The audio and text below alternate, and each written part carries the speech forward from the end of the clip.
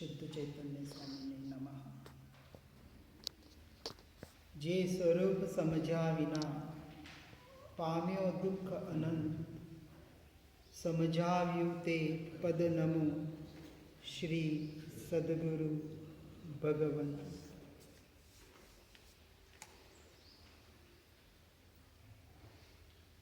घट घट में जो बसा है उसके दर्शन पाने हैं, लेकिन घट में जो बसा है उसके वास्तविक दर्शन वही कर सकता है जो अपने घट में बसे हुए का दर्शन करता है। सभी जीव से छे सिद्ध सम जे समझे ते थाय। तो सभी जीवों को वो सिद्ध सम परमात्मा स्वरूप समझता है जब वो अपने आप को परमात्मा स्वरूप समझता है। स्वपर प्रकाशक ऐसा जिसका स्वभाव है, ऐसा आत्मा, ऐसा मैं। जे દ્રષ્ટા છે દ્રષ્ટિનો, જે જાણે છે રૂપ, અબાધ્ય અનુભવ જે રહે તે છે जीव स्वरूप। जीव का, आत्मा का स्वरूप इस दोहे के माध्यम से बताने का प्रयास किया गया है। दृष्टि और दृष्टा, इसको समझा हमने कि जो दृष्टि निरंतर पर द्रव्यों की ओर जा रही है, पर पदार्थों की ओर जा रही है, उसी दृष्टि को, आंख वाली नहीं, अंतर्दृष्टि को अपने भीतर दृष्टा के ऊपर करना, जिसको द्रव्य दृष्टि कहा गया। जो बाहर की तरफ जा रही है उसको पर्याय दृष्टि कहा। तो अनादिकाल से पर्याय दृष्टि का अभ्यास पड़ा हुआ है। बाहर अज्ञानता और मिथ्यात्व जो प्रकट हो रहा है, यह भी अपेक्षा से जीव का ही विपरीत स्वरूप है। स्वरूप तो जीव का ही है, वो कोई जड़ का स्वरूप नहीं है, क्योंकि भाव करना जड़ पुद्गल का परिणमन नहीं है। भाव तो आत्मा से ही होता है, चाहे वो पररूप हो चाहे स्वरूप हो। तो अपने को इसलिए बताया कि जब जीव अपने भावों को करता है, जीव अपने भावों का करता है, कर्म का करता नहीं है। तो फिर कर्म कैसे बंधते हैं? क्योंकि हमने अभी तक वास्तविक स्वरूप को नहीं समझा। राग द्वेष अज्ञानता मुख्य कर्मणि ग्रंथि। तो राग द्वेष मोह के जो भाव हो रहे हैं, आपकी क्रिया कर्म बंध का कारण नहीं है। એટલે જ્ઞાની ભાવ દયાના દાતા છે। हाँ, इसलिए એ દાતાના દાતા નથી। तो भाव के दाता भी अपेक्षा से कहा, वास्तविक कोई भाव का दाता होता ही नहीं, वापस अपेक्षा से, व्यवहार की अपेक्षा से। जैसे मैंने कहा कि ज्ञानी हो, परमात्मा हो, शास्त्र हो, सिर्फ मार्ग बताते हैं, वास्तविक दाता नहीं है। मार्ग बताते हैं, इस अपेक्षा से दाता कहा, लेकिन वास्तविक दाता हम स्वयं से स्वयं ही है। ज्ञानियों ने जितना दिया, हमने सारा का सारा नहीं लिया। हमको जितना चाहिए होता है ना, उतना ही लेते हैं। द्रव्य दृष्टि मिले बिना कैसे अनुभव हो जाए? हाँ, तो इसलिए द्रव्य दृष्टि को समझने का हम प्रयास कर रहे हैं। द्रव्य दृष्टि मिले, हाँ, तो वही बताया ना, अपेक्षा से, व्यवहार की अपेक्षा से देव गुरु शास्त्र को दाता कहा। સંત સ્વરૂપ તું એક દ્રષ્ટા કરે। हाँ, संत स्वरूप तुझ एक। अब इसके वापस दो अर्थ हो गए ना। हर में व्यवहार और निश्चय को हर में घटित करना है, एकांत में ही नहीं जाना है। सिर्फ गुरु को भी नहीं पकड़ना है और सिर्फ आत्मा को भी नहीं पकड़ना है। व्यवहार की अपेक्षा से व्यवहार का ज्या ज्या जे जे योग्य छे तहाँ समझवू ते, त्या त्या ते ते आचरे आत्मार्थी जननी। एक एक આપવાના પ્રિય કર્યો છે, આપ હા ભાવ કેવી રીતે થાય? હા, તો એ જ તો અજ્ઞાન દશામાં ભાવ થાય છે. અક્રિય છે, आत्मा भावों पण अभाव છે. निश्चय के दृष्टि से देखें तो आत्मा में संपूर्णतः भावों का अभाव है. अंश मात्र भी भाव आत्मा में नहीं है.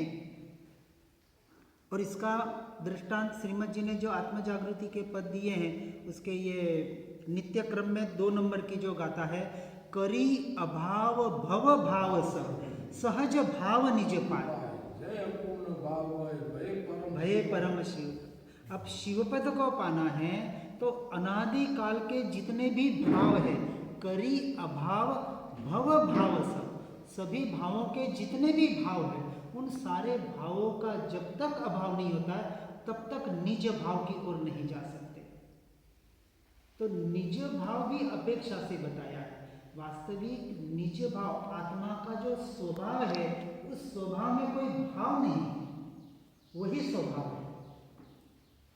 भावों से भी जो निरपेक्ष है, तो भाव कैसे होते हैं? तो भाव होना ये आत्मा का स्वभाव नहीं है, विभाव है. आत्मा से ही होते हैं. क्यों होते हैं इसको अभी हम जानने का प्रयास करेंगे. कि जे दृष्टा छे दृष्टिनो, जे जाने छे रूप. अब रूप को जानने वाला भी कौन है? आत्मा है. पहले हमने दृष्टा भाव को देखा, अब ज्ञाता भाव को देखेंगे. जैसे आपने कहा कि जब तक दृष्टि हमको सही समझ में नहीं आती है कि हमारी दृष्टि हमको कैसे रखनी है, अंतर्दृष्टि. अभी हम धर्म के नाम पर भी कहीं ना कहीं बाह्य दृष्टि में ही हैं. इसलिए व्यवहार और निश्चय दोनों को समझना है. गुरु बहुत कुछ है, सब कुछ नहीं है, ये बात समझना. चाहे देव हो, गुरु हो, शास्त्र हो, झटके लगेंगे एक एक, सबको नहीं लगेंगे. जिन्होंने समझा है उनको कोई झटका नहीं लगेगा. व्यवहार से कथन को, इसलिए श्रीमद जी के अपन एक एक वचन को बराबर समझना है. अपने साथ रहे. हाँ, तो एकांत निश्चय भी नहीं और एकांत व्यवहार भी नहीं. तो जब हम व्यवहार में होते हैं, लेकिन व्यवहार में होते हैं तब निश्चय में नहीं होते हैं, और निश्चय में होते हैं तब व्यवहार में नहीं होते. ये भी बात समझना. तो ये सहज बात है. आप एक स्पष्ट विचार करके देखें. जब आप अपने आत्मा का ज्ञान स्वभावी आत्मा का ध्यान करेंगे, यानी चिंतन करेंगे, मैं आत्मा हूँ, मैं जानने वाला हूँ, मैं ज्ञान स्वभावी हूँ, जो भी आप जिस भी प्रकार से आप चिंतन करेंगे, सहजात्म स्वरूपी ऐसा मैं आत्मा हूँ. तो मैं आत्मा हूँ जब आपने बोला, तो क्या आपको परमात्मा याद आएंगे? आएंगे? मैं आत्मा हूँ ऐसा जब आप भाव करेंगे तो क्या परमात्मा या गुरु याद आएंगे? आएंगे ही नहीं. और यदि उनको याद करने बैठेंगे तो खुद को याद कर पाएंगे? देखो, अब व्यवहार निश्चय कैसा कहा, उनका उपकार है. इसलिए कल हमने विनय समझा, एक व्यवहार विनय और एक परमार्थ विनय, दोनों को यथार्थ समझना है. सच्चा विनय क्या है? अपने स्वरूप में लीन होना. लेकिन जब 24 घंटे तो स्वरूप में कोई लीन हो नहीं पाएगा. 24 घंटे स्वरूप में लीन कौन है? परमात्मा. परमात्मा हम अभी बने नहीं हैं, अभी हम छद्मस्त संसारी जीव हैं. तो हमें इसका सिर्फ पुरुषार्थ करना है. तो पुरुषार्थ किस दृष्टि से करना है? कि निरंतर ज़्यादा से ज़्यादा अपने ज्ञान स्वभावी आत्मा में लीन होने का पुरुषार्थ. ये हुआ पुरुषार्थ. और जब स्वयं का पुरुषार्थ होगा, यानी दृष्टि का विषय, जब हमारा ज्ञान स्वभावी आत्मा बनेगा, दृष्टि का विषय, उस वक्त परमात्मा भी दृष्टि का विषय नहीं होगा, न कोई शास्त्र होगा, न कोई गुरु होगा. जब दृष्टि का विषय आत्मा होगा, ये पहली बात. और जब हम आत्मा में नहीं रह पाते हैं तब हम देव गुरु शास्त्र का आधार लेते हैं. यह व्यवहार बताया, यानी स्वाध्याय सत्संग जो भी परिणमन बताया.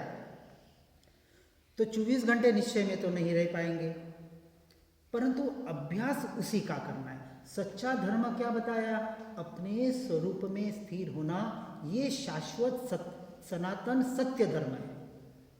और जब स्वरूप में नहीं रह पाते हैं तो देवगुरु शास्त्र का हमको आलंबन लेना है.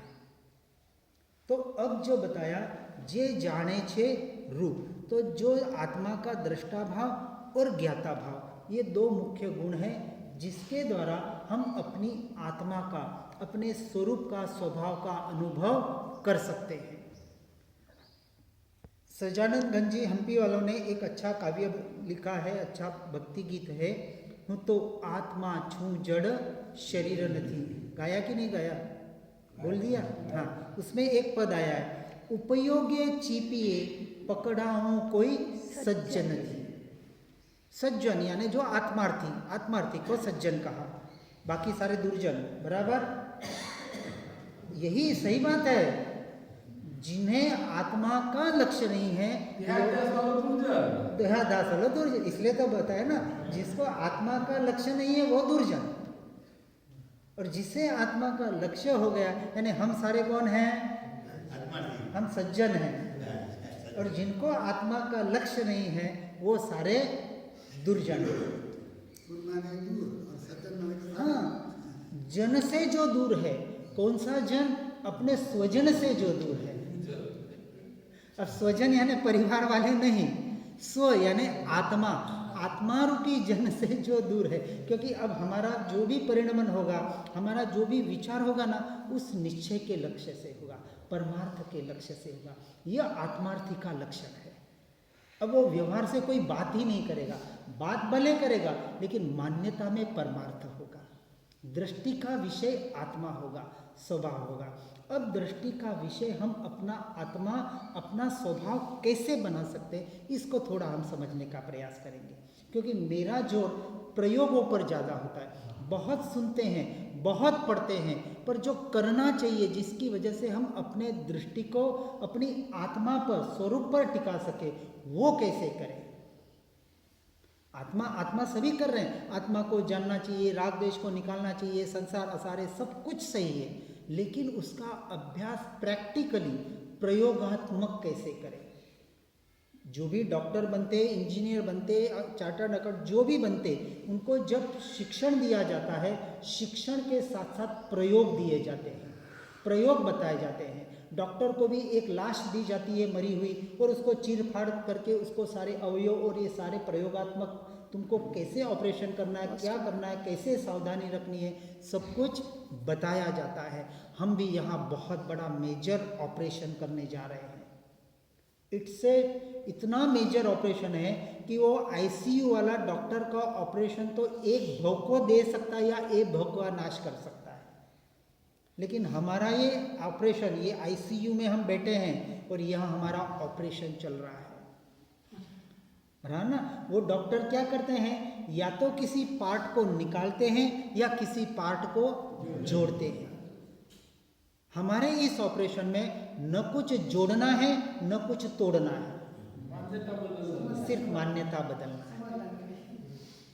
मैं आत्मा हूं, तो आत्मा और देह को भिन्न करना है। बराबर? बराबर? आत्मा और देह को भिन्न करना है। इज इट ट्रू और फॉल्स? सही है या गलत है?